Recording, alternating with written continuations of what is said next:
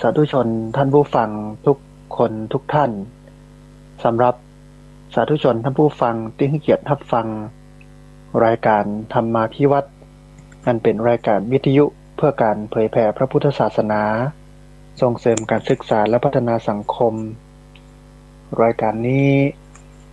รับผิดชอบโดยอาตมาภาพพระสาธิตธีระปัญโยผู้อำนวยการสถาบันธรรมาภิวัตน์สถาบันเพื่อเผยแผ่พระพุทธศาสนาส่งเสริมการศึกษาและพัฒนาสังคมตั้งอยู่ณที่พักสงฆ์สถาบันธรรมาภิวัตน์บ้านศพเตินตำบลศพปาดอำเภอแม่เมาะจังหวัดลำปางสาธุชนท่านผู้ฟังรายการนี้ออกอากาศทุกวันอังคารนะตั้งแต่เวลาตีสี่เกิงไปจนถึง7 โมงนะเจ้าออกอากาศหลายลักษณะลักษณะแรกออกอากาศผ่านทางสถานีวิทยุในเครือข่ายสถานีวิทยุคลื่นสีขาวเพื่อชาวประชาหลายคลื่นหลายสถานีหลายจังหวัดลักษณะที่สองออกอากาศผ่านทาง Facebook ไลฟ์ซึ่งเป็นไลฟ์สดของทางวัดฝ่ายหินและสถานีวิทยุวัดฝ่ายหินลักษณะที่สามเป็นเทปบันทึกเสียงเอาไปออกอากาศผ่านทางสถานีวิทยุเพื่อการศึกษาและพัฒนาอาชีพRadio Network FM 99.50 เมกะเฮิรตซ์ของวิทยาลัยเทคโนโลยีและการจัดการกฟผ.แม่เมาะลักษณะที่สี่ลักษณะสุดท้ายเอาไปออกทาง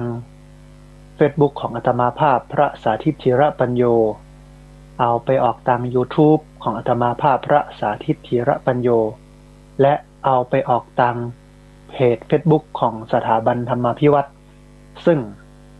3ช่องทางสุดท้ายทางหลังนี้ท่านผู้ฟังสามารถไปติดตามรับฟังย้อนหลัง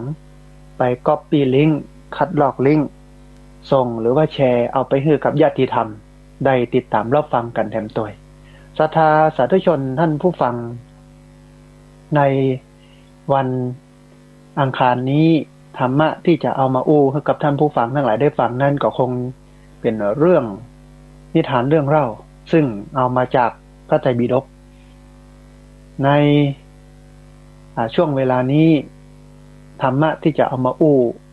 ซึ่งที่เกริ่นไว้เบื้องต้นก็คือว่าเป็นเรื่องเล่าเป็นนิทานก็เอาเรื่องเปตวัตถุมาอู้ท่านผู้ฟังทั้งหลายได้ฟังกันมันเป็นนิทานสอนใจ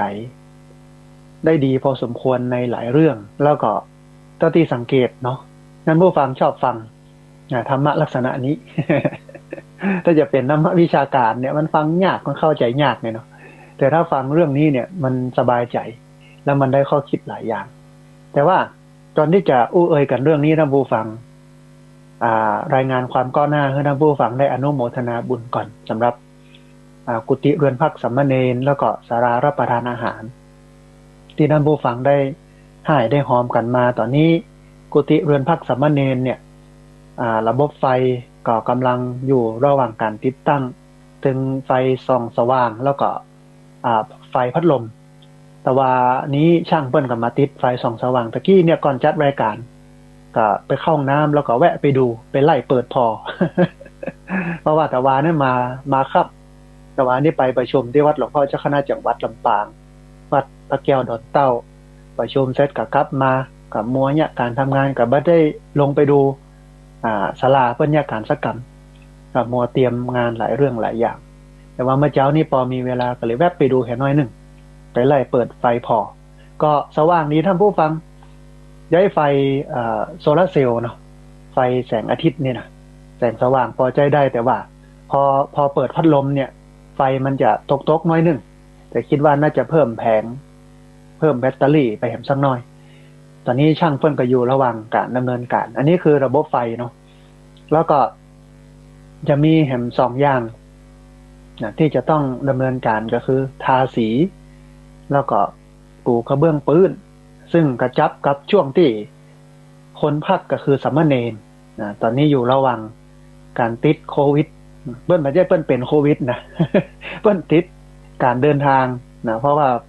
อยู่เชียงใหม่มาเฮียนลำปางแล้วนั่งรถไฟมาเนี่ยมันก็เสี่ยงต่อการจะไปติดโควิดเปิ้นติดสถานการณ์การแพร่ระบาดของโรคโควิด มันจะติดโควิดขออภัยก็บ่ได้มาเฮียนเนี่ยมันก็เฮียนอยู่ที่วัดสวนดอกแหมสักหน้าประมาณสักปลายเดือนนี้นะกลางเดือนหน้าหรือต้นเดือนหน้าเนี่ยปลายเดือนนี้หรือต้นเดือนหน้าเนี่ยท่านผู้ฟังก็คงจะได้มาเฮียนเพื่อถึงตอนนั้นเนี่ยระบบไฟก็น่าจะแล้วเสร็จแต่ก็ยังเหลือสองอย่างนะท่านผู้ฟังเนอะนะเหลือปูกระเบื้องปื้นกับอันสีนะตาสีถ้าปูกระเบื้องปื้นและตาสีเนี่ยปั๊บก็เป็นอันเสร็จสิ้นละ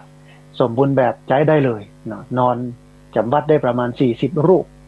นะกว้าง6 เมตรยาว20 เมตรท่านผู้ฟังดูต่างนะ สะดวกแล้วบ่ต้องได้กางเต็นท์นอนลำบากอย่างหลายอย่างเนาะแถมอันหนึ่งศาลารับประทานอาหารตอนนี้ก็แล้ว ไปแล้ว4 หลังที่เหลือก็คืองานปูตัวนอน2 หลังยังไม่ได้ปูเตื้อนะแล้วก็งานระบบไฟแล้วก็ฝ้าเพดานรวมไปจนถึงฉาบเสาแล้วก็ทาสีก็ยังเหลือทำหลายอย่างอยู่แต่ว่าคณะที่ยังบ่แล้วเสร็จเนี่ยก็สามารถใช้ได้พี่น้องเชียงใหม่วันก่อนมากินมาตานกันเพิ่นก็ใช้ศาลาหลังนั้นเป็นศาลารับประทานอาหาร มาแหกคณะแหลกนี่ต้องอนุโมทนาบุญกับท่านผู้ฟังที่ร่วมให้ร่วมพร้อมกันมาแล้วก็ล่าสุดเนี่ยมีท่านผู้ฟังท่านหนึ่งนะก็เทียนนะแสงจันทร์เพิ่นก็ถวายอันตู้ยาแล้วก็ยาสามัญประจำบ้านมาเผอิญว่าหลายวันก่อนมีธุระที่จังหวัดลำพูนนะไปดูกุฏินอกดาวเพราะว่าโยมเพิ่นจะถวายกุฏินอกดาวหลังหนึ่งนำมาไว้ที่พักสงฆ์สถาบันธรรมาภิวัตรก็ไปดูที่ลำพูนโยมต่อเพิ่นก็บอกว่าโอ้ไหนๆพระอาจารย์มาแล้วผมจะถวายตู้ยาสามัญประจำบ้านกับยาสามัญประจำบ้านเอาไปไว้ที่วัดตัวเนอร์ก็ได้ไปพบกันที่วัดพระธาตุธริพูนใจเฮือศีลเฮือปอนกันไปอันนี้คือความดีความงามของญาติโยมที่บ่ละบ่ลืมพระศาสนาช่วงนี้มีพระมาบวชปฏิบัติธรรมท่านผู้ฟังเป็นพระหนุ่มมาบวชปฏิบัติธรรมตอนนี้ก็ใกล้เวลาที่เพิ่นจะลาสิกขาไปเนี่ยการทำงานมีมาอยู่ด้วยกัน2 รูป15 วันก็ช่วงเนี้ยเป็นช่วงที่จะฮื้อธรรมะที่เปิ้นจะเอาไปใช้ในชีวิตประจำวันเปิ้นได้ในฐานะที่เป็นฆราวาสก็บอกว่ามันมีจรรยาบรรณมีธรรมะมีข้อปฏิบัติสำหรับคนที่ผ่านการบวชมาที่ห้องกันว่าทิศหรือว่าบัณฑิตเพราะว่าคำว่าทิศเนี่ยมาจากคำว่าบัณฑิตแปลว่าผู้รู้น้อยหรือนานเนี่ยมันมีจรรยาบรรณ มันมีธรรมะ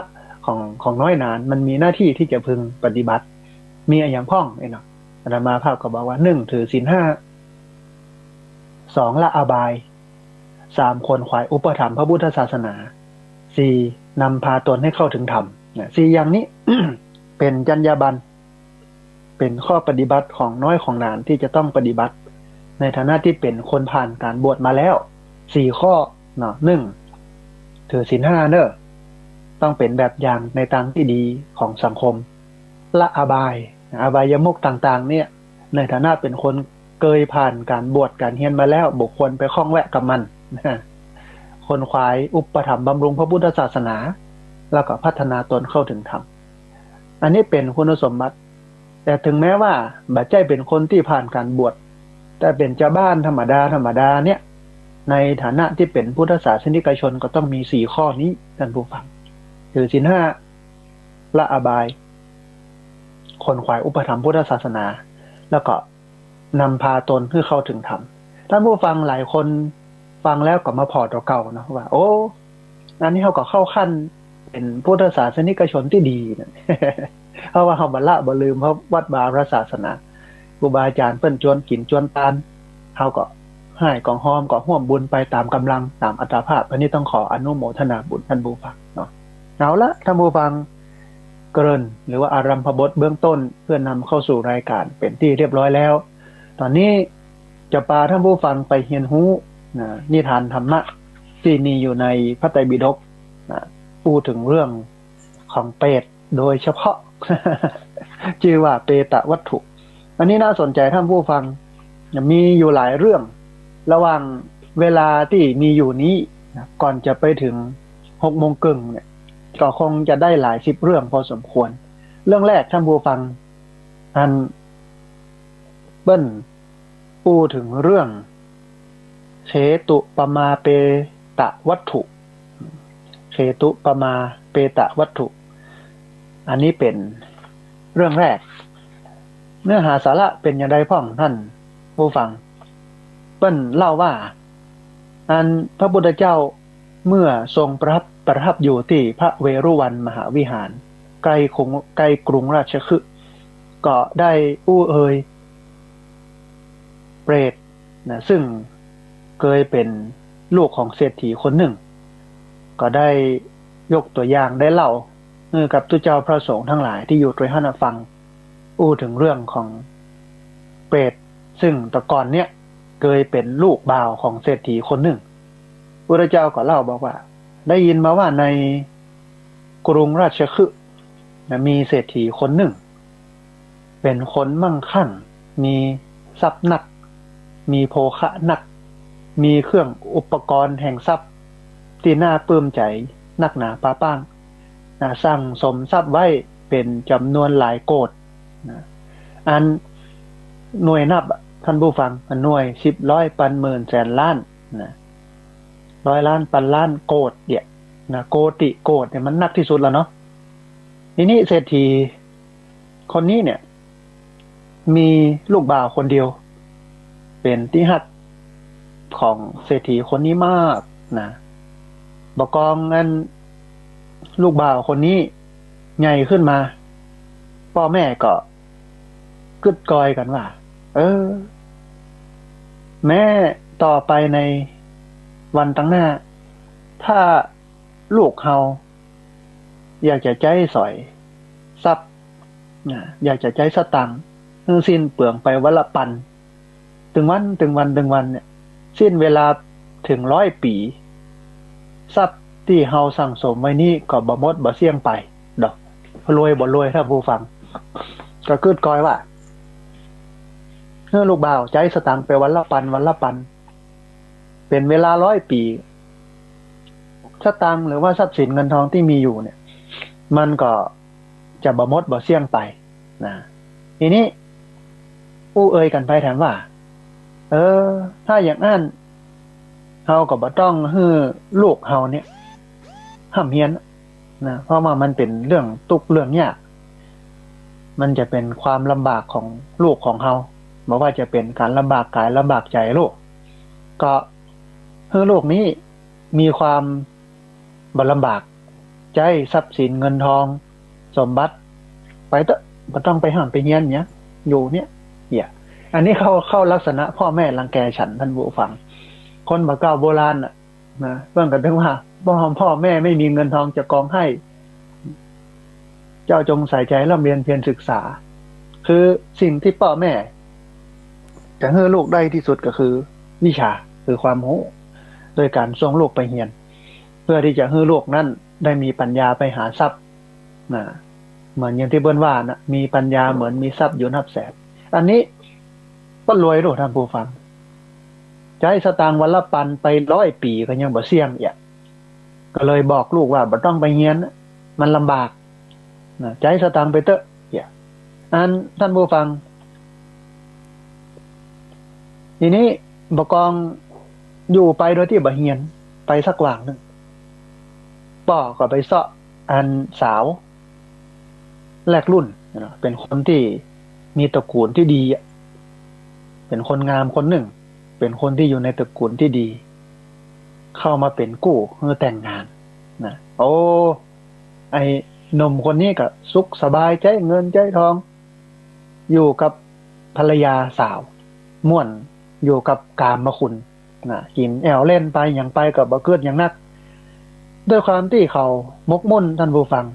อยู่ในกามคุณก็บ่ได้กึดถึงศีลกึดถึงธรรมอย่างสักอย่างบ่มีความเอื้อเฟื้อในพระสงฆ์องค์เนรวัดวาพระศาสนามันอย่างสักอย่างก็คบเปื้อนคบฝูงอบายมุขทั้งหมดทั้งปวง กามคุณทั้งหมดทั้งปวงเนี่ยอยู่ในตัวของละอ่อนป้าใจคนนี้หมดเลยชีวิตก็บ่มีแก่นบ่มีสารอยู่ไปหินไปเล่นไปแอวไปเอกพ พ่อแม่รวยรวมมาต้องยากการอะไรอย่างทีนี้ท่านผู้ฟังมันมาถึงจุดหักเหของชีวิต เมื่อพ่อแม่ได้ถึงแก่กรรมลงนะอันพ่อแม่ตายปุ๊บ กระจายทรัพย์สินเงินทองอย่างเปลืองท่านผู้ฟังผ่านทรัพย์สินเงินทองของพ่อของแม่ที่เปิ้นตายละไว้ฮื้อนี่นะมันมี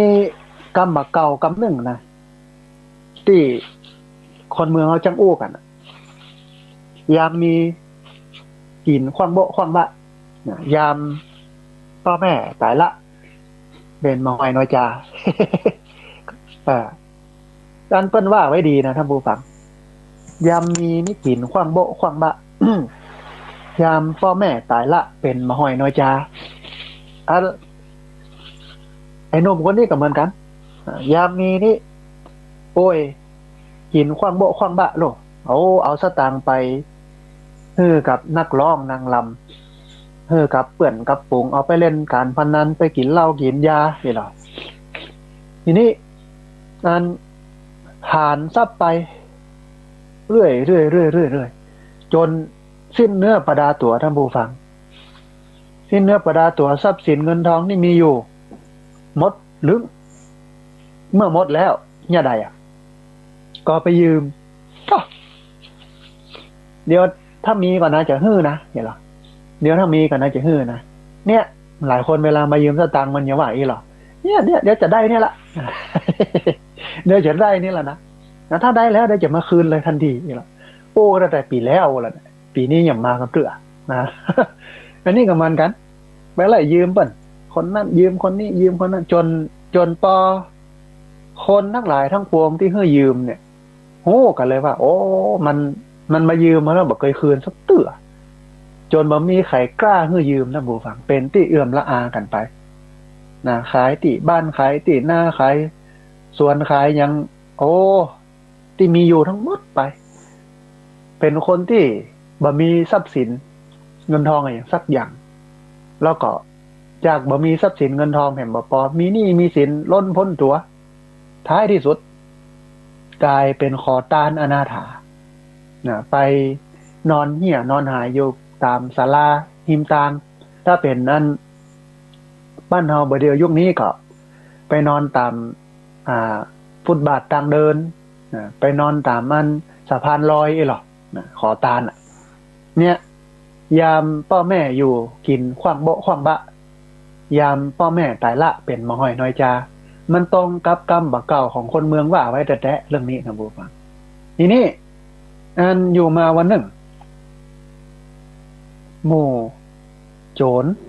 หมู่คนร้ายมาประชุมจุมนุมกันที่ศาลาที่อันลูกเศรษฐีคนเนี้ยมานอนอยู่โจรทั้งหลาย ก็อู้กับเศรษฐีว่าโซจะมาอยู่อย่างอี้ด้วยความลำบากนี่ยังนะโซยังนุ่มยังแน่นนะโซยังมีแหงนะแล้วอย่าใดมาอยู่มากินอย่างอี้มือก็มีตีนก็มีเนี่ยมาเป็นโจรด้วยกันเฮาปากันไปปล้นบ้านท่านปล้นบ้านนี่แล้วก็เอาสตังค์มาใจกันนะอยู่สุขสบายนะพอหมู่ค่านี่ปัดตับได้เงินง่ายไปปล้นไปจี้เปิ้นมางั้นมาเป็นโมเดียวกันนี่มะอันใจคนนั้นก็อู้อ่ะเอาผมบอกฮู้วิธีการจะไปปล้นไปจี้ไผ่ผมบ่เคยสักเตื้อนะผมไปจ้างหมู่โจรก็ตอบว่าบ่เป็นหยังบ่จ้างได้จะสอนง่ายนะง่ายกว่ายากการอย่างอื่นกันเอามีดไปจี้คอเพิ่นเนี่ยเอามีดไปจิ้มขี้ปุ่มเพิ่นเนี่ยเพิ่นไปลักครัวเพิ่นเนี่ยมันง่ายนี่เนาะอันอย่าใดดีฮะนี่เนาะทีนี้ท่านผู้ฟังมันก็กึดเนาะประจายคนนี้นะลูกเศรษฐีนะมันก็กึดกอยไปมันก็บ่มีทางเลือกนะมันก็น่าจะดีกว่ามาอยู่อย่างเอี้ยก้าเนาะก็เลยหับปากหับคำไปอยู่กับหมู่โจรทีนี้ นั่นผู้ฟังหมู่โจรนั่นก็คืออันไอ้ลูกเศรษฐีนี่กำห้าค้อนอันใหญ่นะกำค้อนอันใหญ่คือยืนเฝ้าหันถ้าไขมาใจค้อนนี้บุบเอานี่เนาะเวลาไปปล้นสู่ท่าอยู่ตุ่มบ้านนั้นโมค่าจะขึ้นไปในบ้านไปลักขัวลักของสู่อยู่หันถ้าไผมากับบุบเพื่อตายเนอะนี่หรอนั่นท่านผู้ฟังโจรก็อบรมสั่งสอนหรอวิธีการแล้วก็บอกหน้าที่ให้อย่างให้เรียบร้อยเนาะที่สำคัญก็คือสั่งไว้ว่าถ้าไผมาเจ้าของบ้านมาไผมาก็ตามแต่บุบอย่างเดียวนะนี่หรออันไอ้พ่อจายคนนี้เนี่ยเป็นคนที่มาเรียนหนังสือท่านผู้ฟังกับเป็นคนแอวคนกินคนเล่นหรอกมาฮู้อย่างสักอย่างฮู้บ่ฮู้อันอย่างที่เป็นประโยชน์แล้วก็อันอย่างที่ไม่ใช่ประโยชน์ก็ยืนอยู่ตามที่อันโจรเพิ่นสั่งไว้นะพอต้นทางไว้ทีนี้ท่านผู้ฟังเวลาไปปล้นเนี่ยโจรก็เข้าไปในบ้านเข้าไปในเรือนเอาทรัพย์สินเงินทองอย่างต่างๆแล้วก็อันไอ้หมอเนี่ย ยืนเฝ้าตางอยู่หั่นบกองนั้นนี่อยู่บ้านหนึ่งที่โจรมันเข้าไปลักเอาครัวเอาอย่างเสร็จเรียบร้อยปุ๊บเจ้าของบ้านเนี่ยหู้ตัวนะก็ปากันเดือดนั้นสั่นเล่าไอ้โจรโมนี่กันหนีไปคนละตีคนละต่างอันหมู่คนในเฮือนเนี่ยในบ้านนั่นกับปากันวิ่งออกมานะพร้อมกับเสาะหาโจรโจรล่นไล่ เสาะไปเสาะมาก็หันพ่อชายคนนี้ยืนอยู่ที่ประตูก็ได้เอิ้นบอกว่าโอ้อันนี้คนร้ายอยู่เนี่ยคนแล้วเนี่ยหมู่เฮามาช่วยกันยับหมู่เฮามาช่วยกันยับนี่เนาะอันเอาค้อนบุบคนร้ายยับคนร้ายไว้แต่บ่ปอนะที่บุบเนี่ยท่านผู้ฟังบุบมือบุบตีนพร้อมนะเสร็จแล้วก็นำคนร้ายนั้นไปส่งทางการพระราชาเปิ้นติดตามลำตัวโจรหมู่นี้มาเมินแล้วตัวยับนับมาได้สักเตื้อแต่คราวนี้เนี่ยเจ้าบ้านยับมาพระราชาก็เลยสนใจนะก็เลยบอกให้อันหมู่เจ้าบ้านที่ยับโจรเนี่ยเข้าไปเฝ้าพระราชาหมู่เจ้าบ้านกราบทูลพระราชาว่าอันขอเดชะคนนี้เป็นโจรอันหมู่ผมนี่ยับได้ที่ปากกลางหั่นพระราชาก็มีพระบัญชาตำรวจทหารศาลที่พิพากษาลงโทษก็บอกว่าอันเอาโจรคนนี้ไปตัดคออย่างเด้อหมู่ทหารหมู่ตำรวจ หมู่ศาลต่างๆรับพระราชโองการก็ยับพ่อชายคนนี้แล้วก็มัดมือไขว้หลังท่านผู้ฟังเมื่อมัดมือไขว้หลังแล้ว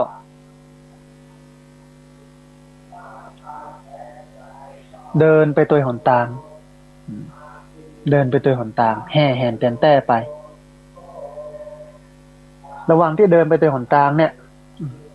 หมู่เจ้าบ้านเจ้าจองก็โพลธนาด่าเอาอย่างขว้างสะปะสะเปดเนาะอันเดินไปตัวตามเมื่อถึงทางสี่แผ่นนอกจากจะโดนเจ้าบ้านเอาบ่อหินขว้างโดนสาบแช่งโดนบุบโดนตีแล้วบ่กองไปถึงทางสี่แผ่นสี่แยกก็เอาไม้แส้หวายเคี่ยนนะ แล้วก็เอาไปที่อันลานประหารท่านผู้ฟังทีนี้ ประชาชาวบ้านชาวจองกับปากันแตกตื่นกับปากันไปพอนะปากันไปที่ลานประหารก็ในขณะนั้นท่านผู้ฟังมีแม่หญิงงามเมืองคนหนึ่งแม่หญิงงามเมืองนี่เป็นตำแหน่งที่พระราชาเปิ้นตั้งให้นะเป็นหญิงเป็นนักขระโสเภณีเป็นหญิงงามเมืองเป็นโสเภณีอ่ะคือโสเภณีในสมัยตะก่อนเนี่ยเป็นตำแหน่งที่มีหน้ามีตาพระราชาจะเป็นคนแต่งตั้งให้เนาะก็ในคณะที่กำลังจะประหารก็จายคนนี้โลกเศรษฐีเนี่ยจากลูกเศรษฐีมาเป็นโจรแต่ตอนนี้เป็นนักโทษประหารนางนักขละโสเภณีเลยดีงามเมืองที่ชื่อว่าสุรสาจะยืนอยู่ที่ปราสาทของตัวเก่าพอกอยออกไปตามหน้าต่างกหันพ่อใจคนนี้ถูกนำไปนะตัวตางแห่แหนแต่นแต่ไปโดนเปิ่นเอามาหินบุ๊บนะเอาอย่างต่างๆกลับไปถึงงานลานประหารเผอิญว่านางจำได้ว่าพ่อชายคนนี้แต่ก่อนได้เลี้ยงดูได้อุปถัมภ์บำรุงมาก็ขึ้นกอยขึ้นสำนึกในคุณของพ่อชายคนนี้นะอันนี้ถ้าจำเป็นข้อดีอันเดียวของการที่อันเลี้ยงดูนางบำเลอเลี้ยงนางโสเพณีเอาสตังค์ไปฮื้อหมู่ถ้าเป็นสมัยบเดียวก็นักร้องอันนะอย่างสถานบันเทิงอย่างต่างๆเนี่ยหมู่คนขายเหล้าขายยาไม่หยาไม่ยิงเนาะก็เป็นบุญเป็นกุศลของพ่อใจคนนี้อ่ะ ที่มันยังหมดถึงตีถึงตางกะเนาะอันนางก็รับนึกถึงว่าพ่อใจคนนี้มันเคยเลี้ยงดูเฮาเอาสตังค์เฮานักเนี่ยพอคอยเฮาก็เกิดความเอ็นดูสงสารพ่อใจคนนี้นะก็เลย เออ จากคนที่รวยที่สุดในเมืองก็กลายเป็นคนที่มันมีอย่างสักอย่างจนไปเป็นโจรเป็นขโมยจนได้ยับมาแล้วก็ไปถูกประหารโอ้น่าเอ็นดูก็เลยเอาขนมนะขนมต้ม4 แก่นแล้วก็น้ำดื่มให้คนเอาไปให้แล้วก็ได้แจ้งได้บอกกับอันเจ้าหน้าที่ที่เปิ่นดูแลเรื่องการประหารนี่ว่าโอ้ขอเจ้านายอันขอให้พ่อจายคนนี้กินขนมกินน้ำอย่าก่อนเตอะก็ให้ลงโทษนะข้าเจ้าขอร้องเตอะนี่เนาะอันท่านผู้ฟังในขณะนั้นท่านพระมหาโมคคัลลานะก็ได้ตรวจดูด้วยทิพจักษุญาณก็หันว่าพ่อใจคนนั้นจะถึงความวอดวายด้วยแรงกรุณาเตือนใจคิดว่าพ่อใจคนนี้บักเคยทำบุญบักเคยกินเคยทานวัดบักเข้าพระเจ้าบอกไหว้ทำแต่บาปกินแอวเล่นแถมบ่ปอเป็นคนที่บาเคารพในธรรมะฟังกรรมทำกินน้ำพริกดำกับข้าวฟังกรรมขี้เหล้ากินลาบกับข้าวถึงวันเนี่ยมันว่าอีตลอดเวลามันนึกถึงศีลถึงธรรมวัดบักเข้าพระเจ้าบอกไหว้กินแต่เหล้าเมาแต่ยานะมกมุ่นอยู่กับอบายมุขพระโมคคัลลานะก็พิจารณาว่าอย่างอี้เนี่ยก็ไปเกิดในหม้อนรกแน่นอนทีนี้ถ้าอัน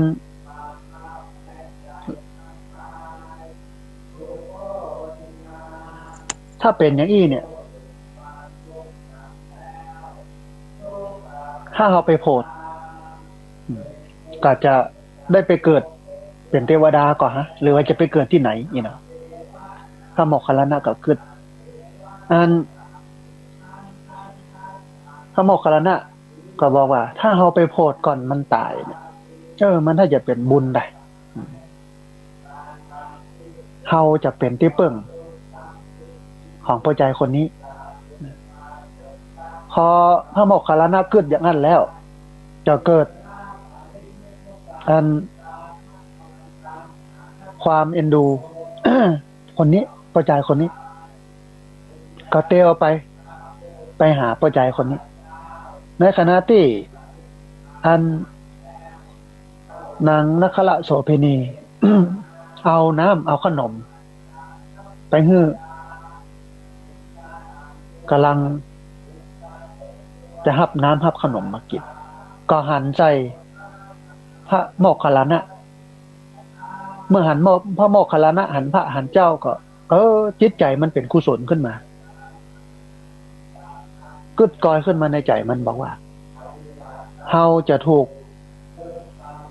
โทษประหารบัดเดี๋ยวนี้จะมีประโยชน์อะไรยั่งกับเฮา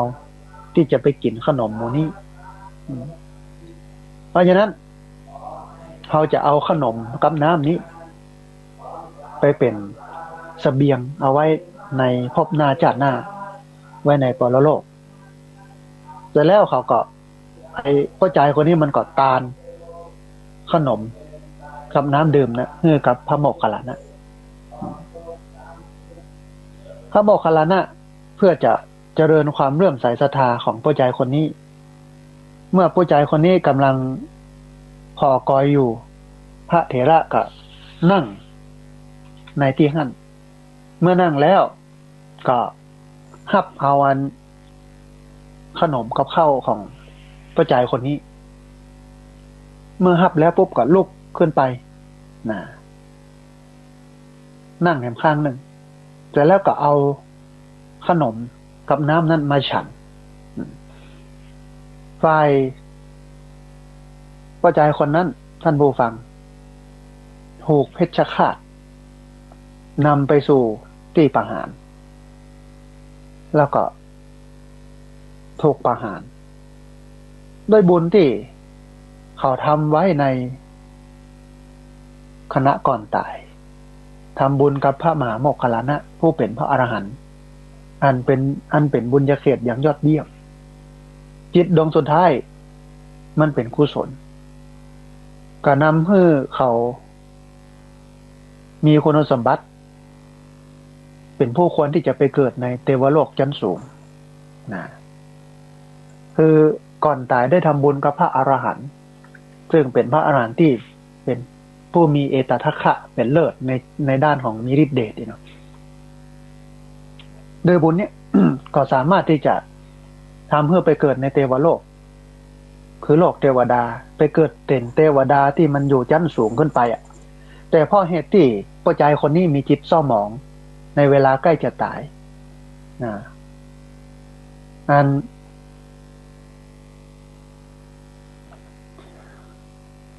ด้วยจิตที่เป็นอกุศลและด้วยบาปด้วยกรรมด้วยอย่างต่างๆที่เนี่ยมาก็ทำให้ไปเกิดเป็นเทวดาชั้นต่ำเป็นลูกกะเทวดาเป็นเทวดาที่รักษาต้นไม้เป็นฮวารุขะเทวดาอยู่ที่ต้นไทรใหญ่ต้นหนึ่งในป่าในดอยปุ้นท่านผู้ฟังตัดเนี่ยมันทำให้เราได้หันหลายอย่างชีวิตของคนเนี่ยมันจะไปทางหน้าอย่างใดมันจะไปทางไหนขึ้นอยู่กับจิตของเขาขึ้นอยู่กับเหตุและผลจิตดวงสุดท้ายก่อนตายเนี่ยถ้าเป็นกุศลก็จะไปที่มันดีถึงแม้ว่าจะเนี่ยบ่ดีมาก่อนนะแต่มันก็เป็นไปได้ยากที่จะไปที่ดีกับคนที่ทำบ่ดีมาตลอดชีวิตขึ้นอยู่กับว่าจิตมันแห้งแค่ไหนในขณะจิตที่จะตายแต่ว่าเมื่อไปเสวยบุญจากการไปเกิดในที่ที่ดีแล้วหมดท่านแล้วก็ต้องรับกรรมที่ได้ทำไว้แต่ว่าหากไปเกิดในที่ที่ดีเพราะจิตดวงสุดท้ายเป็นกุศลไปสร้างบุญเพิ่มไปเติมบุญต่อไปก่อบุญใหม่ไปใส่บุญแถมกรรมที่เนี่ยมามันก็บัดตันตัวบัดตันถ้ากรรมนั้นบ่ได้เป็นอนันตริยกรรม นะแสดงว่าเราสามารถเอาวิกฤตมาเป็นโอกาสเอาความผิดพลาดมาเป็นการแก้ไขได้ด้วยคติธรรมนี้ด้วยหลักการนี้คือเรื่องของจิตดวงสุดท้ายก่อนตายถ้าจิตเศร้าหมองก็ไปสู่ทุกขติวินิบาตนรกนะถ้าจิตดีก็ไปสู่สุขติสัมปรายภพด้วยหลักการนี้ท่านผู้ฟังด้วยความเชื่อนี้ของพระพุทธศาสนาเฮาก็เลยมีธรรมเนียมว่าโอ้คนก่อนตายเวลาเพิ่นใกล้จะตายหูคิงว่าจะตายเพิ่นก็นิมนต์พระเจ้าไปเทศน์มหาวิบากเทศน์ธรรมมาลัยโพธิโลกเทศน์ธรรมที่มันเป็นกุศลลืมพระเจ้าพระเนนบ่มีเสาะหาบ่ได้บ่ตันลูกหลานตานเต้าทั้งหลายทั้งปวงที่อยู่ตัวหั่นก็กึดเน้อแม่เน้อกึดถึงเน้อป้อเน้อถึงบุญถึงกุศลถึงการกินการต้านของเฮาอีกลำดับลำดามาสมัยนั้นจำได้ก่อป้อนั่นไปตามที่วัดหั่นวัดนี้เฮ้อป้อเฮ้อแม่ที่ใกล้จะตายหรือคนที่ใกล้จะตายเนี่ยกึดถึงศีลกึดถึงธรรมกึดถึงบุญถึงกุศลพอเวลาตายไปด้วยจิตที่มันเป็นกุศลมันก็จะได้ไปเกิดที่ดีแต่ถ้าว่าคนที่ใกล้จะตายนั้นได้สั่งสมบุญทำบุญสุนทานจิตใจอยู่ในธรรมจิตใจตั้งอยู่บนศีลบนธรรมมันก็เกิดออกง่ายเพราะได้ยะมาตลอดแต่สำหรับคนที่บ่เคยยะเลยมันเกิดยากนะเกิดยาก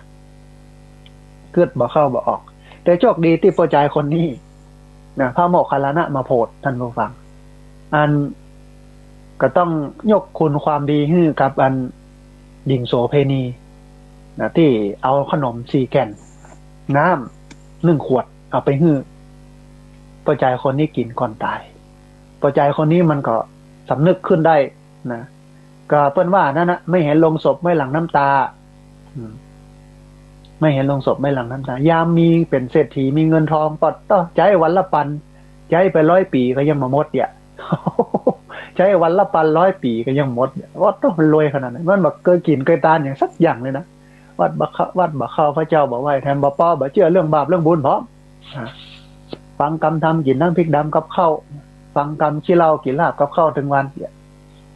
แต่ถึงวาระสุดท้ายของชีวิตเปิ้นเอาขนมมาให้กินเอาน้ำมาให้กินก่อนตายเพราะนางโสเภณีกึดขึ้นได้ว่าโอ้สมัยมันมั่งมันมีเนี่ยมันก็มาเอาสตังค์มาให้เฮาโลมาเลี้ยงดูเฮาโล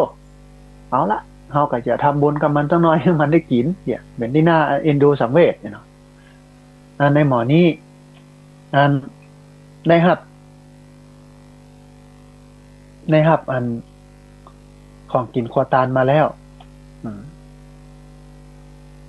แต่นี่มันจะกิน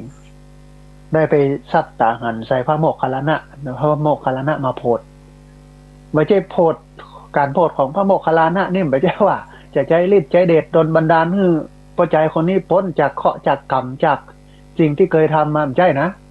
เพียงแต่ให้เปิ้นได้ทำบุญให้พอใจนี้ได้ทำบุญ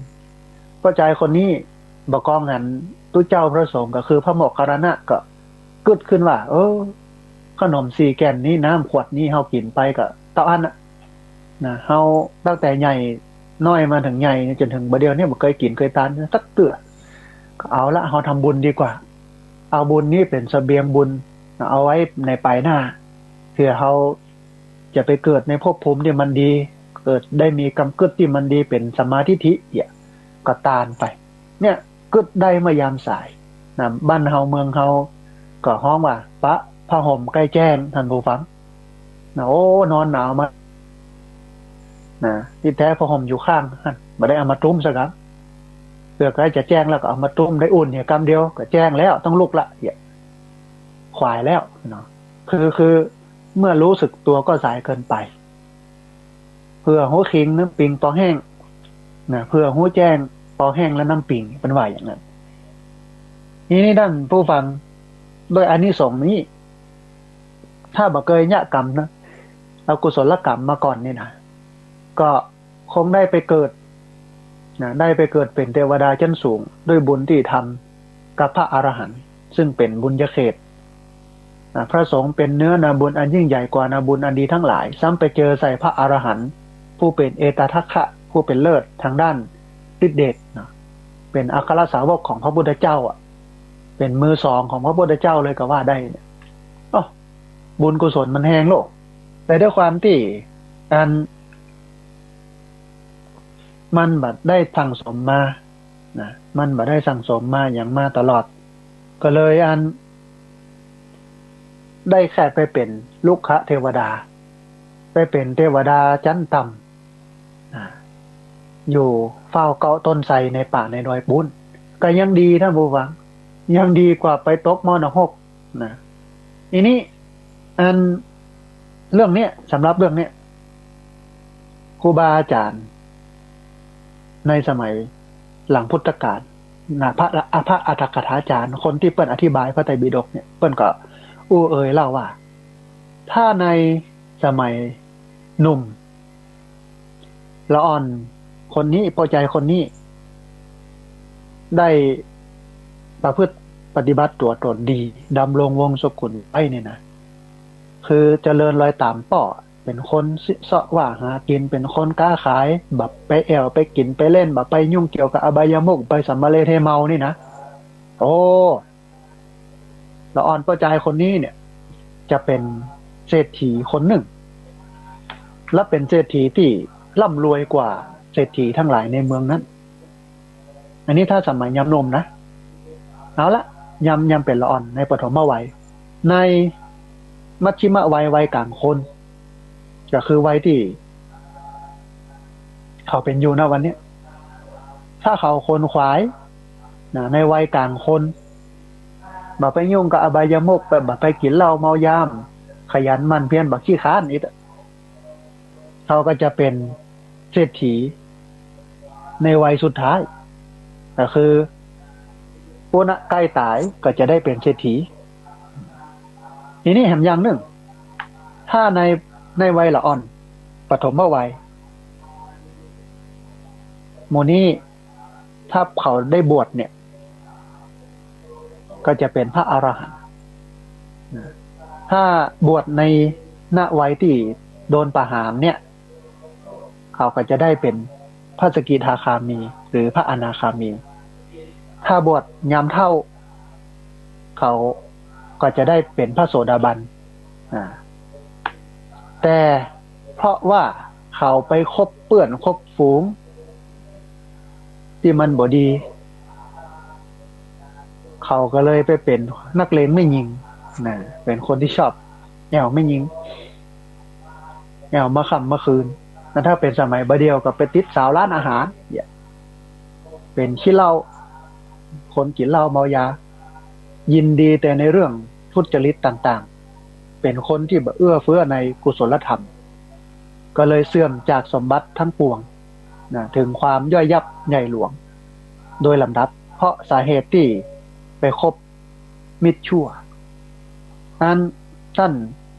ผู้ฟัง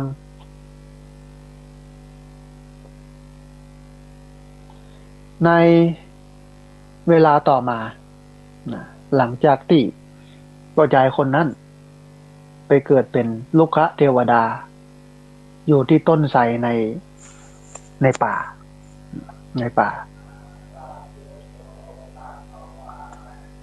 ในเวลาหลังจากนั้นไปสักระยะหนึ่งนางนครโสเพณีหรือว่าหญิงงามเมืองเนี่ยนางสุรสาเนี่ยนางสุรสาเท่าที่เล่ามาก็คือเป็นคนที่เอาขนม4 ก้อนน้ำ1 ขวดไปฮื้อพ่อใจคนนี้ก่อนที่จะโดนประหารเพราะกึดทึนได้ว่าสมัยแต่ก่อนพ่อใจคนนี้เคยเลี้ยงดูมานางไปแอวสวนเทวดาตอนนี้ท่านผู้ฟังหันใส่นางสุราษาจะเกิดกามราคะใจฤทธิ์เดชเนรมิตนะเมื่อวันนี้มันมืดแล้วก็ปานางสุรสาเนี่ยไปอยู่โดยตัวเก่า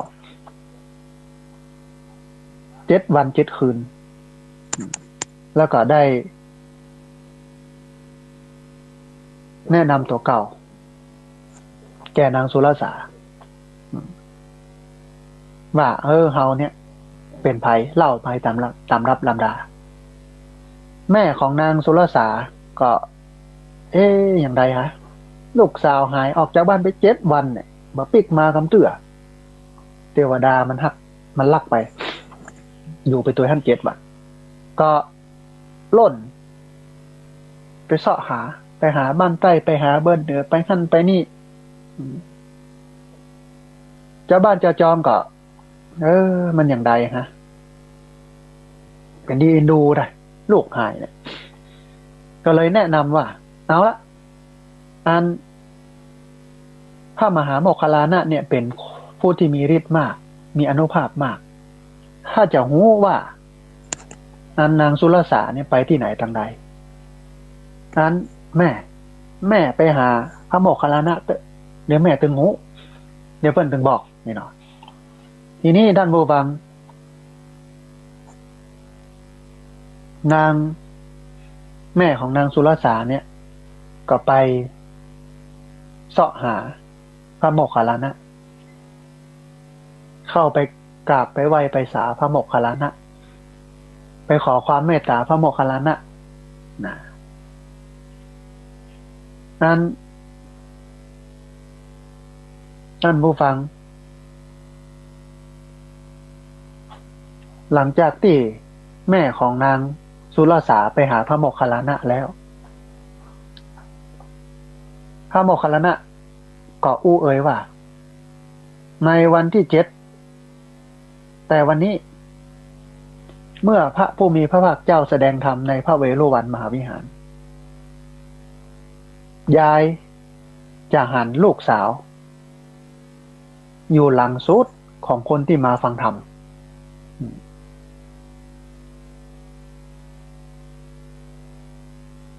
อันมันเป็นแต่กะฮะนี่เนาะอย่างที่เปิ้นว่ากะฮะเนาะแต่ประกองอันพอถึงวันนางแม่ของนางสุรสาเนี่ยก็เข้าไปในที่เปิ้นเทศธรรมนะพระพุทธเจ้าแสดงธรรมที่วัดเวฬุวันนางกลับไปแล้วก็ไปอยู่ทางหลังก็ไปปะแต่ดอกปะปุ๊บก็นั้นหูหันว่าเป็นอย่างนี้ก่อนที่จะแม่จะมาปะแม่นางสุรสาจะมาปะนางสุรสาเนี่ยท่านผู้ฟัง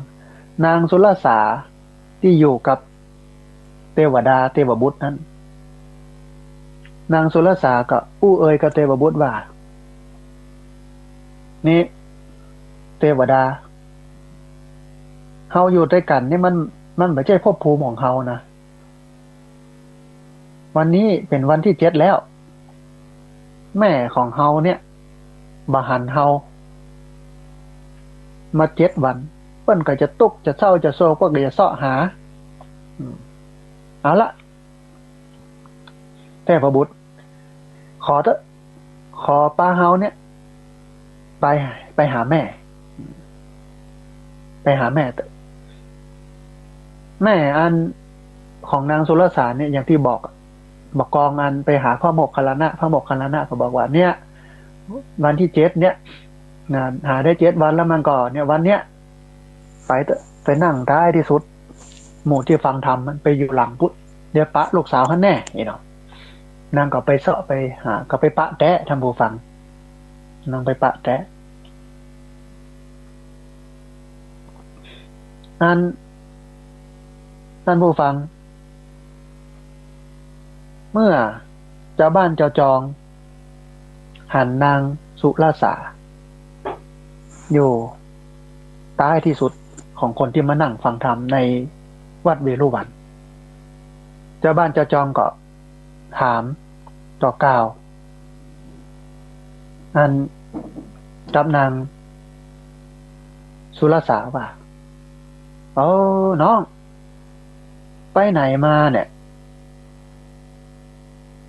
แม่เสาะหานะบะเปาะบะปะบะโป๊บะไปเสาะไปหาเป็นที่ไรลำพันว่าลูกหายไปอย่างใดก็อย่าไปวุ่นวายกันเนี่ย นางสุรสาก็เล่าให้บรรดาเจ้าบ้านเจ้าจองที่อยู่ในวัดท่านฟังว่าก็เทพบุตรนะกะเทวดานะกะที่เขาใส่ฮะน่ะมันลักไปนะมันปาไปอยู่ตัวอยู่ดิเนี่ยเอาเจ้าบ้านเจ้าจองเพิ่นก็บอกว่าอย่างใดเนี่ยขนาดไปเกิดเป็นเทวบุตรเทวดาก็ยังเนี่ยบาปกะบ่เคยเนี่ยกุศลไว้เลยยังได้เกิดเป็นเทวดาได้แล้วไปเกิดเป็นเทวดากันยังเนี่ยบ่ดีอยู่นะแล้วอย่างใดเนี่ยแล้วมันไปเกิดเป็นเทวดาอย่างใดนางสุรสาก็เล่าว่าก็พ่อชายคนนี้ที่เป็นเทวดาเนี่ยได้ถวายขนมแล้วก็น้ำดื่มที่เฮาเอาไปฮื้อมันอ่ะมันก็แทนที่มันจะกินมันบ่กินสักครับมันก็เลยก่อนตายมันก็ไปตานให้กับพระโมคคัลลานะด้วยบุญนี้ก็ได้ไปเกิดเป็นเทวบุตรเทวดาเจ้าบ้านเจ้าจองได้ฟังดังนั้นก็เกิดความอัศจรรย์ใจก็เลยปากันคิดว่าเอาพ่อใจคนนี้ได้กระทำบุญแม้น้อยมานับในพระอาหารหันต์ผู้ชื่อว่าเป็นบุญญาเขตอันยอดเยี่ยมของชาวโลกจึงนำให้ได้ไปเกิดเป็นเทวบุตรนะอันนี้มาธรรมดาตัวเนี่ยขนาดมันเนี่ยบาปบ่เคยทำบุญยังกินแต่เหล้าเมาแต่ยาแอลสาวคุกเขาอบายมุขก่อนตายจะโดนประหารมันได้ทำบุญกับพระอรหันต์น้อยเดียวเนี่ยมันไม่ใช่ธรรมดาทีนี้เรื่องมูนี้ก็พระเจ้าพระสงฆ์เพิ่นได้ยินได้ฟังท่านผู้ฟังก็เอาเรื่องนี้ไปกราบทูลเป็นเล่าไปบอกให้กับพระพุทธเจ้านั้นพระพุทธเจ้าเมื่อได้ยินได้ฟังแล้วพระเจ้ามันเล่าให้ฟังพระพุทธเจ้าก็ตรัสไว้เป็นภาษิตคาถาท่านผู้ฟังเรื่องนี้ว่าพระอรหันต์ทั้งหลายเปรียบด้วยนาทายกทายิกาทั้งหลายเปรียบด้วยชาวนาทายธรรมเปรียบด้วยพืชผลทานย่อมเกิดแต่การบริจาคทายธรรมของทายกทายิกาผู้ฮื้อแก่ปฏิฆหกผู้รับนั้นพืชนาและการหว่านพืชนี้ย่อมฮื้อเกิดผลแก่พวกเปรตและทายกทายิกาผู้ฮื้อเปรตทั้งหลายย่อมปากันบริโภคผลนั้นทายกทายิกาย่อมเจริญด้วยบุญทายกทายิกาทำกุศลในโลกนี้แล้วอุทิศให้เปรตทั้งหลายขั้นทำกรรมดีแล้วย่อมไปสวรรค์ท่านผู้ฟังเรื่องนี้น่าสนใจตรงที่ปานแล้วก็มีข้อคิดหลายแง่มุมที่จะทำให้สามารถนำมาวิเคราะห์เป็นบทเรียนสอนใจเขาได้หลายอย่างอย่างแรกท่านผู้ฟังอย่างแรกเลยพูดถึงเรื่องของคนที่บ่เคยทำบุญสุนทานอย่างมาก่อนเลยก่อนตายก็ได้ทานขนมกับน้ำขนม4 ก้อนถ้าเป็นบ้านเฮาก็ขนมข้าวต้มกล้วยหรือขนมจ๊อก4 อันกับน้ำขวด1คือกับพระอรหันต์คือพระโมคคัลลานะยึดดวงสุดท้ายเป็นกุศลไปเกิดเป็นเทวดาแต่ถ้าทำบุญทำกุศลยังดีมาก่อนเนี่ย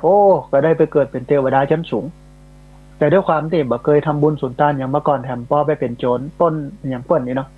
ไปปล้นครั้งแรกก็ซวยแล้วท่านผู้ฟังโดนยับพระราชาก็ตัดสินประหารเนี่ย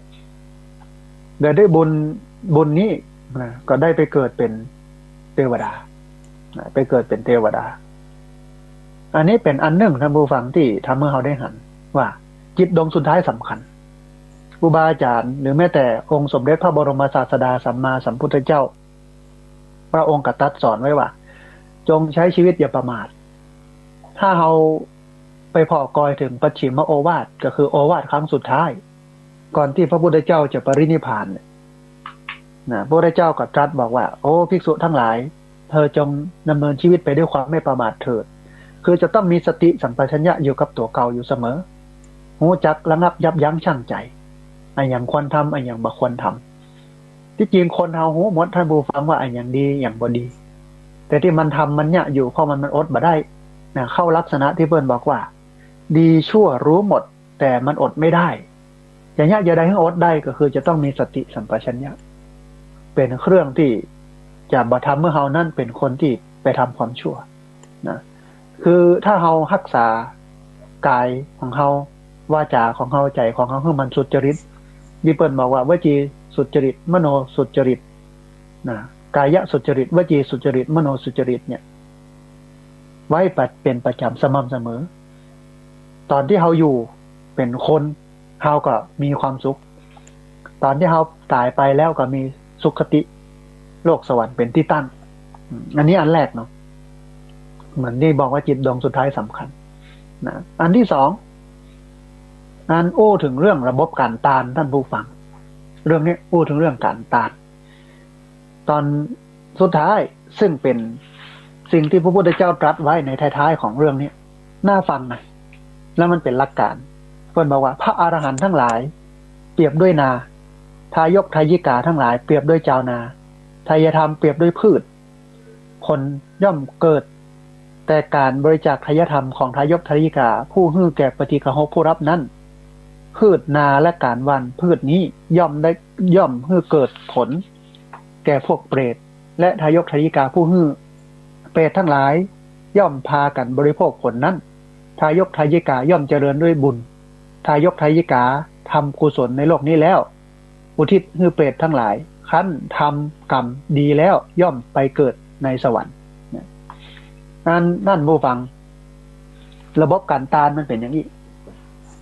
การทำบุญเนี่ยมันมี10 วิธีพี่น้องว่าบุญกิริยาวัตถุ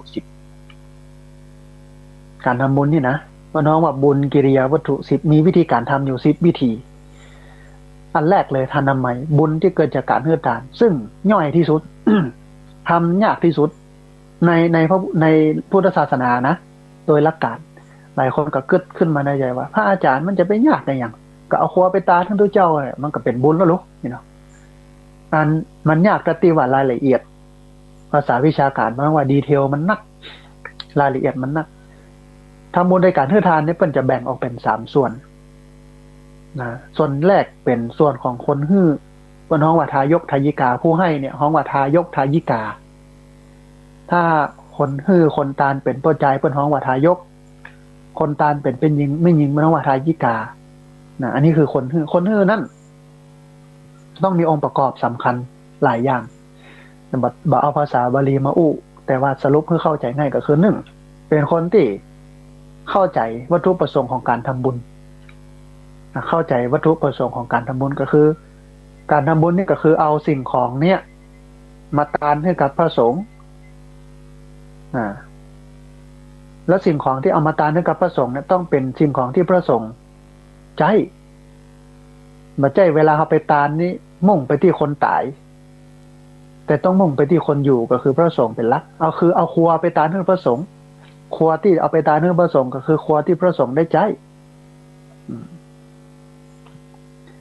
แล้วเมื่อเปิ้นใจแล้วเมื่อเปิ้นรับแล้วก็อุทิศบุญนี้เอาไปให้กับคนตาย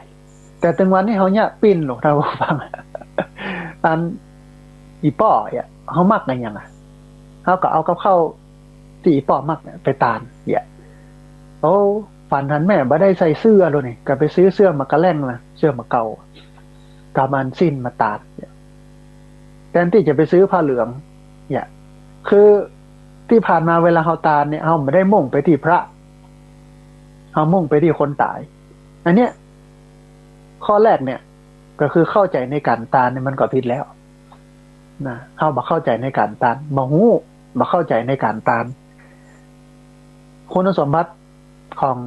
ทายกทายิกาเกี่ยวกับการทำบุญด้วยการคือตานข้อแรกคือต้องรู้ต้องเข้าใจในการตานว่าการตานนี้เขาต้องเอาครัวไปตานให้กับตุเจ้าแล้วครัวที่เอาไปตานนั้นต้องเป็นของที่มันเหมาะสมกับตุเจ้าอย่างจะเอาผ้าไปตานเนี่ยหันพ่อแม่ไม่ได้ใส่เสื้อใส่ผ้าไม่ใช่ว่าเอาเสื้อผ้าของคนเฒ่าไปตานแต่มันต้องเป็นผ้าเหลืองผ้าที่เปิ้นใช้ ไม่ใช่ว่าเอาละฟังพระอาจารย์แล้วหันหันอีป้อฝันหันอีแม่ใส่เสื้อผ้าเก่าให้เปิ้นใส่ก็จะลือจะลาไปร้านสังกัดานไปซื้อผ้าเหลืองมาตานเลยอันนั้นก็ได้อยู่แต่มันแบบถึงตีมันนะหลายคนโอ้มันยังได้หมอผ้าอาจารย์ก็ต้องไปพอว่าเปิ้นใส่สีอะไรหยังเปิ้นใส่สีเหลืองกาเหลืองขมิ้นกาสีราชนิยมกาสีกรักกาอย่าไปพอนอกจากสีแล้วเบอร์เนี่ยขนาดเนี่ยสำคัญก็ซื้อไปซื้อตาลต้นใดต้นนี้ต้นนั่นเปิ้นใส่เบอร์หยังสีหยังเนี่ยจะไปตาลแต่ถ้าจะเลือจะลาไปวัดเปิ้นอยู่ต้นเดียวรูปเดียวสมมติเปิ้นใส่สีราชนิยมเขาซื้อสีเหลืองไปให้เปิ้นเนี่ยมันก็ไม่ได้ใจแถมมาป้อนะถึงจะซื้อสีราชนิยมแต่มันน้อยเปิ้นตัวใหญ่แล้วอ้วนดอกเนี่ยต้องเข้าใจในการทำบุญเข้าใจว่าการทานเนี่ยมุ่งไปที่พระสงฆ์ไม่ใช่มุ่งไปที่คนตายของอะไรอย่างก็ตามที่จะทานเนี่ยต้องเป็นของที่พระสงฆ์เป็นใจไม่ใช่เป็นของที่คนตายใจลูกน้อยตายไปลูกตายตั้งแต่น้อยเป็นละอ่อนอยู่โอ้กึดกอยหาลูกมาเข้าฝันก็ดีอย่างก็ดีฝันถึงลูกก็ดีเอา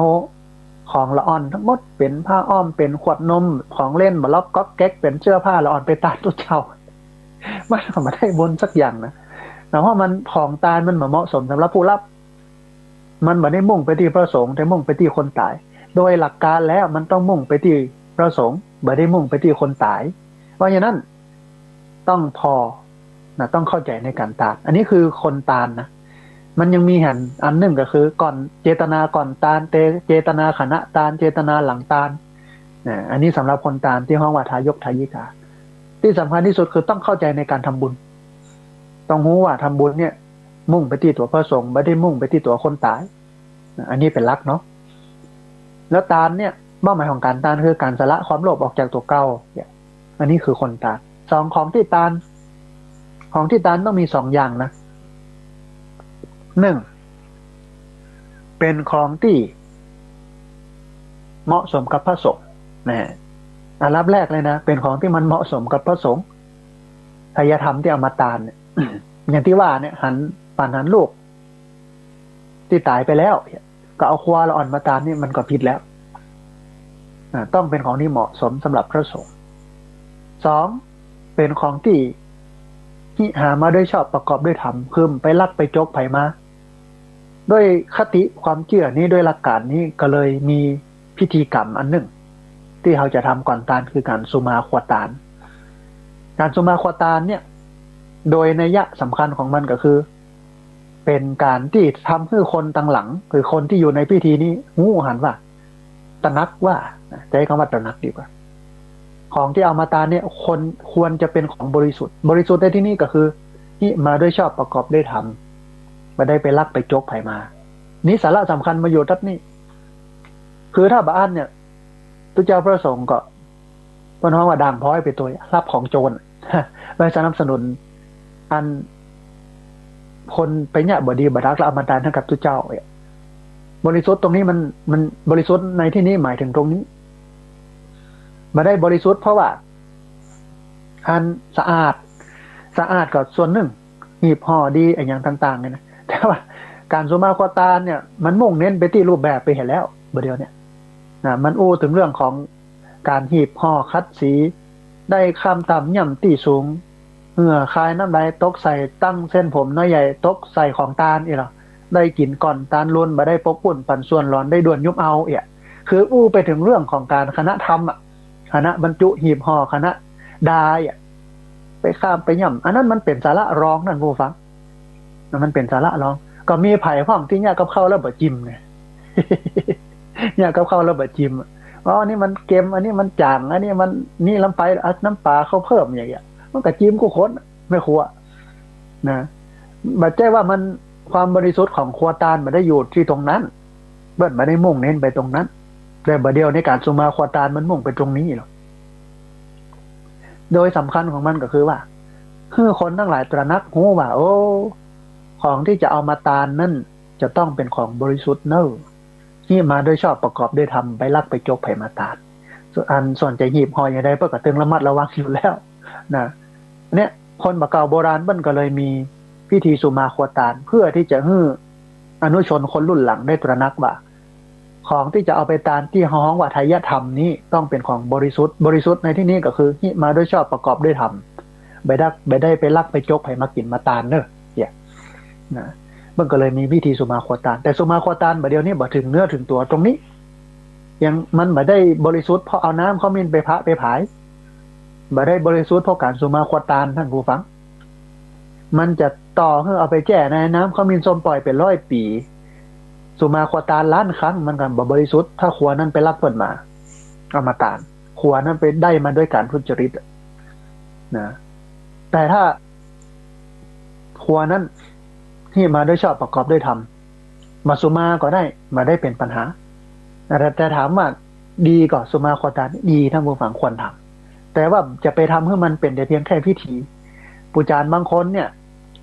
สวัสดน้ำขมิ้นส้มปล่อยใส่ขวดตาลแกงอย่าผสมจุโล ใส่แกงนักละใบอย่าผแกงอย่าผสมน้ำส้มปล่อยตกใส่แกงอย่าผสมนะคืออันไม่ใช่ว่าซักแต่ว่าเนี่ยแต่ต้องอธิบายแต่ว่าเนี่ยสุมาโคตานเนี่ย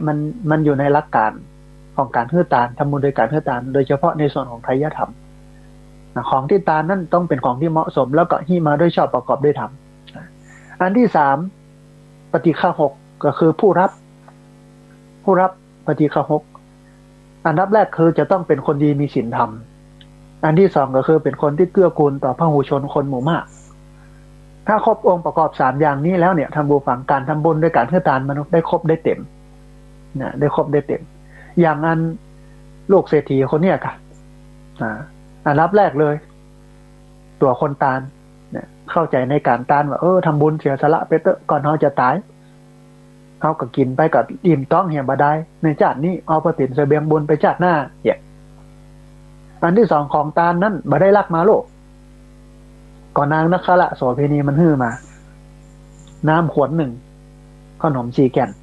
นี่มาด้วยชอบประกอบด้วยธรรมและเป็นของที่เหมาะสมกับพระสงฆ์ก็คือผู้รับก็คือพระโมคคัลลานะอันที่3ผู้รับเป็นคนมีศีลธรรมเป็นคนดีมีศีลธรรมแล้วก็ประพฤติตนเป็นประโยชน์ต่อพระหูชนคนหมู่มากพระโมคคัลลานะองค์ประกอบมันครบ3อย่างนี้ก็บุญกุศลก็เกิดตานเสร็จปุ๊บโดนตัดคอปั๊บก็ไปเกิดเป็นลูกขเทวดาแต่ถ้าเคยกินเคยตานแบบเคยทำชั่วมาก่อนนี่นะแบบมกมุ่นในกรรมคุณทั้ง5แบบอยู่กับอบายมุขเนี่ยก็ได้ไปเกิดเป็นเทวดาชั้นสูงแล้วนะแต่ด้วยความที่บ่ได้ทำบุญตรงนี้มาก็ได้ไปเกิดเป็นลูกขเทวดาอยู่ที่ต้นไทรพุทธแห่งสุดท้ายท่านผู้ฟังพระพุทธเจ้าได้ตรัสไว้ได้เอามาให้ท่านผู้ฟังได้ฟังตะกี้ก็คือเปรตญาติพี่น้องที่ตายไปเป็นเปรตย่อมได้รับสิ่งนั้นนะอุทิศไปให้เพราะฉะนั้นเมื่อเฮาพอเฮากอยตรงนี้แล้วการเรื่องนี้มันมีคติธรรมสอดแทรกไว้ในนี่นักหนาปาป้านหลายคนวันนี้ ท่านผู้ฟังประมาทมัวเมาในวัยในชีวิต หาว่านมอยู่ก็เนี่ยกะวัดบักเข้าพระเจ้าบอกว่าหมอแก่กินแก่แอวแก่ตานแก่เล่นมาเหมือนญาติโยม คนเฒ่าคนแก่ที่ฟังกันอยู่นี่กินตานกันตั้งแต่นมบุโลแม่อุ้ยพ่อแม่ปลาไปกินไปตานในวัดเท่ากับไปอีกอะย่ามจนทนบ่เดียวอ่อนบ่เดียวเนี่ยโจรมันไปมันมาเอาแล้วครูบาอาจารย์หลายรูปก็มานั่งอู้กันนะว่าโอ้เกิดยากแต่ตั้งหน้านี่นะถ้าคนเฒ่ามูนี่ตายไปแหมดละไผมาอุปถัมภ์บำรุงพระศาสนา นะอัน ท่านผู้ฟังย้อนไปตัดติการตาเนี่ยสักน้อยหนึ่งเกิดขึ้นได้พระสงฆ์นั้น เป็นเนื้อนาบุญอันยิ่งใหญ่กว่านาบุญอันดีทั้งหลายเป็นบุญญาเขตท้ายที่สุดที่พระพุทธเจ้าได้ตรัสไว้เนี่ยพระพุทธเจ้าเปรียบเทียบนะคนทำบุญเหมือนชาวนาพืชที่หว่านหรือว่าเมล็ดข้าวเนี่ยมันเหมือนทายธรรมหรือบุญที่ทำนาเนี่ยเปรียบเหมือนพระสงฆ์หรือว่าผู้รับคนทำนาเป็นทายกทายิกาเข้าที่หว่านลงไปเป็นทายธรรมคนรับ หรือเป็นเปรียบเสมือนนาปฏิฆาหกคนหับเปรียบเสมือนนาถ้าเข้าก็คือบุญทายธรรมนี้หว่านลงไปในนาที่มันดีก็คือเอาไปตานกับพระสงฆ์ที่เปิ้นเป็นคนดีมีศีลธรรมประพฤติตัวเป็นประโยชน์ต่อผู้ชนคนหมู่มากบุญนั่นก็ได้เต็มแถมมาปอบุญนั่นยังซดไปแถวเปรตพี่น้องของเขาที่ตายไปได้หับแถมตัวอย่างพระพุทธเจ้าตรัสไว้อย่างนั้นในการทำบุญนั่นพระพุทธเจ้าเรียบเรียงไว้ในส่วนของผู้รับที่ฮ้องว่าปฏิฆาหกเนี่ยเปิ้นเรียบเรียงไว้ว่าทำบุญกับสัตว์เดรัจฉาน100 ตัว100 ครั้งบ่เต้ากับทำบุญกับคนที่บ่มีศีลบ่มีธรรมคนเดียวครั้งเดียวทำบุญกับคนที่บ่มีศีลบ่มีธรรม100 คน100 ครั้งบ่เต้ากับทำบุญกับคนที่มีศีลมีธรรมครั้งเดียวคนเดียวทำบุญกับคนที่มีศีลมีธรรม100 คน100 ครั้งบ่เต้ากับทำบุญกับพระสงฆ์รูปเดียวครั้งเดียวทำบุญกับพระสงฆ์รูปเดียว 100 ครั้งบ่เต้ากับทำบุญ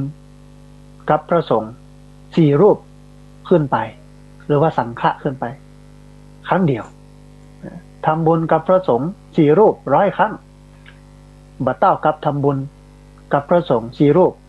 ที่มีพระพุทธเจ้าเป็นประธานครั้งเดียวนี่แสดงว่าบุญที่ใหญ่ที่สุดก็คือบุญที่ทำกับพระสงฆ์ที่มีพระพุทธเจ้าเป็นประธานด้วยเหตุนี้ท่านผู้ฟังด้วยหลักการนี้เวลาจัดงานขึ้นบ้านใหม่แต่งงานพิธีทำบุญอย่างต่างๆเพื่อนก็เลยเอาพระพุทธรูปมาตั้งเป็นประธานพระประธานมีขันพระพุทธใส่ปัจจัยพระพุทธมีใส่เข้าพระพุทธด้วยความเชื่อนี้นะแต่อันนี้เป็นความเชื่อในเชิงที่เอามาปฏิบัติแต่ในความเป็นจริงแล้วเปิ้นก็หมายถึงว่าเนี่ยไอ้อย่างที่มันเกิดประโยชน์ต่อสาธารณะทำบุญที่มันทำให้เกิดประโยชน์มันเป็นบุญใหญ่บุญหลวงเหมือนที่บอกว่าปฏิเขาก็คือผู้รับซึ่งเป็นนาบุญเป็นเนื้อนาบุญจะต้อง1เป็นคนดีมีศีลธรรม2เป็นประโยชน์ต่อพระชนคนหมู่มากเพราะคำว่าสังฆะนี่ก็คือหน้าหมู่สังฆะนี่ก็คือส่วนรวมนั่นเองคนสมัยบะเก่าก็เลยชอบสร้างอะไรอย่างที่มันเป็นของส่วนรวมโน่นทำบูฟังขุดน้ำบ่อไว้ให้คนได้มาใช้สมัยที่ญาติโยมหาบน้ำทุ่งกันอันสาวน้ำทุ่งหาบไม้การน้ำขุหาบน้ำเนี่ยโอ้บ้านไหนมีน้ำบ่อนี่โตดีแท้ผมก็นึกว่าทำไมเราก็โลกตามน้ำได้เป็นเศรษฐีสุยคนจุคนขุดน้ำบ่อแผงน้ำบ่อคนบะเก่าก็ชอบแปลงขนตางอย่างครูบาศรีวิชัยหลวงปู่ครูบาศรีวิชัยกับแปลงตางขึ้นดอยสุเทพแปลงหงยาแปลงหงเฮียน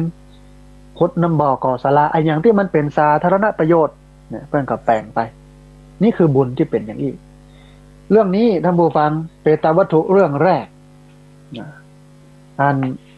อู้ไว้เล่าไว้หน้าฟัง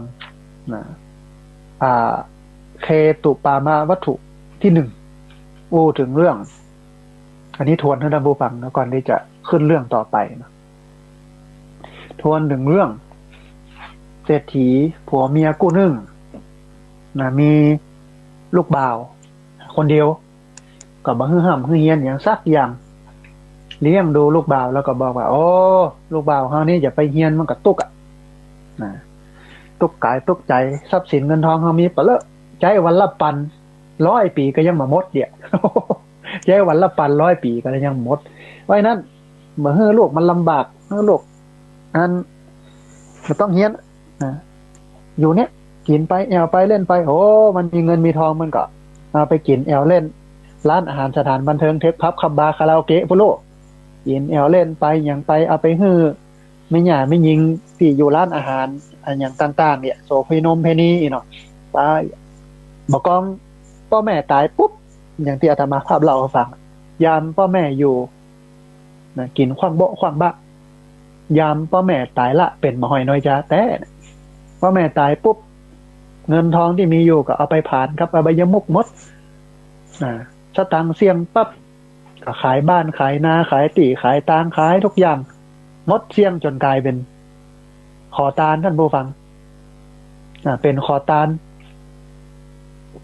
ท้ายที่สุดเมื่อเป็นขอทานก่อนจะเป็นขอทานก็ไปไล่ยืมสตังค์มันมาก่อนติดหนี้ติดสินโอ้อีลุงตุงนางชีวิตอันสุมาเตอะจากหน้ามือเป็นหลังมือไปเป็นขอทานนอนเหี้ยอยู่ตามศาลานอนเหี้ยอยู่ตามอันที่ต่างๆจนไปปะใส่หมู่โจรที่ชอบไปปล้นไปจี้ไปลักขึ้นบ้านคนอื่นโจรก็มาจวนเนี่ยมันบอกว่ามันย่าบะจ้างนี่นะแต่ที่มันยังบอกว่าย่าบะจ้างถ้ามันบอกบะย่ามันเป็นบาปดีก็แล้วไปละแต่ด้วยความที่มันบอกเคยเข้าวัดเข้าวาบ่เอาศีลเอาธรรมอย่างสักอย่างที่มันมาย่าบะจ้างนี่ขยะเหมือนกันนะแต่มันย่าบะจ้างเนี่ยนะโจรก็มันบอกต้องง่วงได้อย่าสอนเฮ้อนี่นะ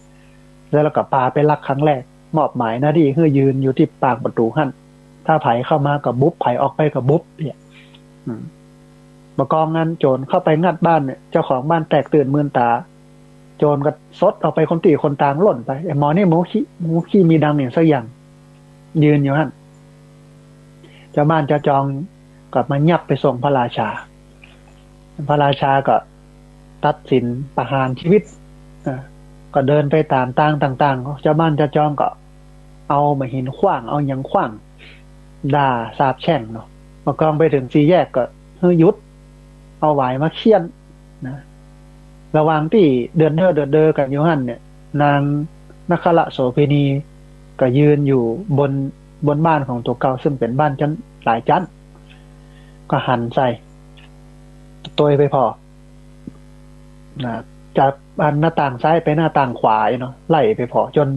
เขาเอาไปไว้ที่ลานประหารจำได้ว่าโอ้อันนั้นมันลูกเศรษฐีด้วยเนี่ยแต่ก่อนเคยดูแลเฮาเคยเลี้ยงเฮาเอาสตังค์ให้เฮาเนี่ยใส่ใจเฮาเนี่ยมันน่าเชื่อนะจากคนอันอยู่ดีมีห้างจนกลายเป็นมาเลยยังสักอย่างเลยนะโอ้อินโดได้ก็เลยให้คนใจเอาขนมไปให้ขนม4 ก้อนเข้าอันน้ำขวดหนึ่งนะขนม4 ก้อนน้ำขวดหนึ่งก็ไปให้ไปขอร้องอันเพชฌฆาตก่อนที่จะตัดคอก็คือกินเฮียกำก่อนเนี่ยกินเฮียดีก่อนจะตายเฮียนะได้กินตายไปแล้วมันได้กินโหเห็นนะข้อนี้ก็เหมือนกันนะผู้ฟังอันที่ตายไปแล้วเนี่ยมันจะกินมันได้กินโมโหเนี่ยเอาไปใส่ไว้ในขันโตกเอาไปวางไว้บนล่องก่อนละเคาะเรียบร้อยของลำๆทั้งนั้นนะก็ยังมีชีวิตอยู่ยังเหมือนเพิ่นกิน